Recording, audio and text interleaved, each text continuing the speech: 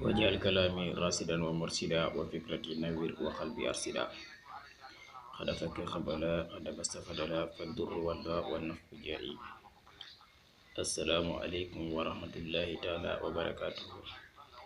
mbokk jullit yi, mbokk taalibe yi, ñu ngi leen di ziyaare waat fi ñu leen baaxoo woon di leen ñëw saa su ne rek di ñëwaat ak yéen ci njëriñ yi ñu baaxoo woon di ñëw ak yéen te nag ñëw ak yéen ci secret nopp yu waar kéemaane loolu.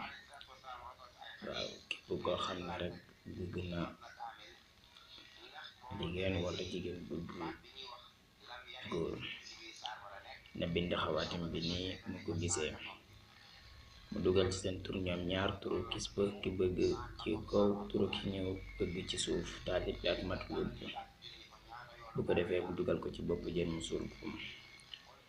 bu dee jigéen, bu dee junney góor ñoo koy ut, yépp nañ la ko bàyyi. bu dee itam góor, bu dee junney jigéen ñoo koy ut, nañ la ko bàyyi. la saka fii lu ñu jarabu la. bu ko defee nga warale ko ayib alquran bi di subhaana alladi xalaqal azwaaja kullaha mimma tunbitul ardu wa min anfusihim wa mimma la ya'lamun. kon ñu yem ak yéen foofu rek. képp koo xam ne li ñu wax leerul sa bopp rek mën nga ñu koo leer lu ne fa bàyyi numéro yi wala ci commentaire yi. incha allah ngeen aimé vidéo yi, bu dee neex na leen ngeen partagé leen. ziyaara na leen baax a baax a baax.